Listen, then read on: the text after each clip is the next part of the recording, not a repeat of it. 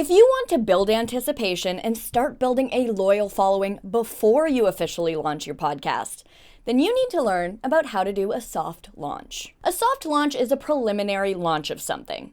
This could be a product, service, or your podcast. The intention is to launch to a smaller audience and gather feedback before an official launch. It's also a great way to find passionate audience members who will be great ambassadors once your show officially launches. So why soft launching? A soft launch lets you test the waters and get feedback from a small group of people before going full scale. You can make changes and improvements to your preliminary episodes based on feedback. You can build audience anticipation and excitement for your full launch. You'll have time to learn how to produce a podcast and develop your workflow to make sure that you can stay consistent. By reaching out to and engaging with your soft launch audience, you can start building a loyal following before your full launch. Here is a soft launch strategy that you can follow for your show that will help you build a strong, engaged preliminary audience. Welcome future listeners into the process of building your show. Rather than one day having a big reveal of this project you worked so hard on, have them join you for the process and gradually grow an invested audience. The first thing that you want to do is set up your podcast on social media, once you have your branding and your podcast name solidified.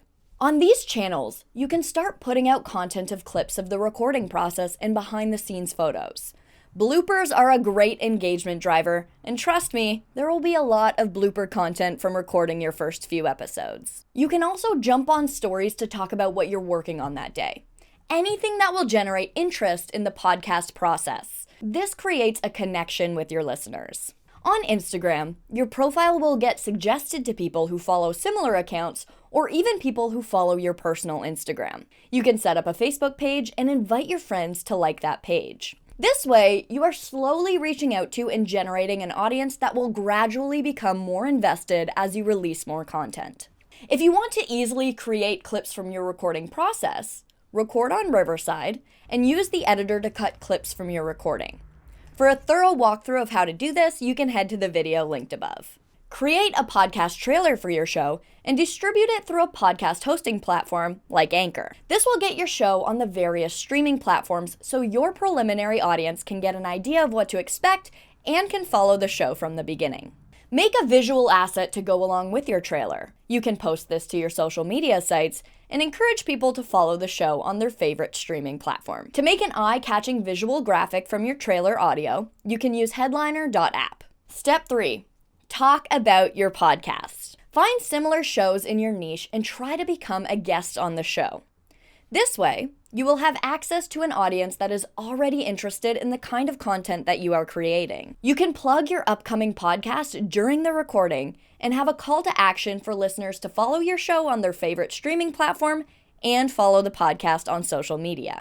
The idea here is not to give a hard launch date, but to invite people to be part of the journey. Make sure to promote these episodes that you've guested on your podcast social media and tag the other podcast so that they will share your content and your profile can reach their audience. Step 4 is to prepare to launch the first few episodes. Engage the audience that you have been creating and have them listen to your first episodes ahead of the release. Create an Instagram or Facebook post telling your followers you'd like to give them an exclusive listening opportunity to the first few episodes. You can share the unpublished episodes with them by sharing the episode link from your hosting site. Your audience can then listen and give you feedback so that you can perfect the episode for your official launch. You can also create a survey to send them about your podcast, asking for specific feedback on the things you're the most curious about, like the audio production quality. Do they like the intro and the outro? Is there anything that they wish that you talked about more? Use a site like SurveyMonkey or Google Forms to create this.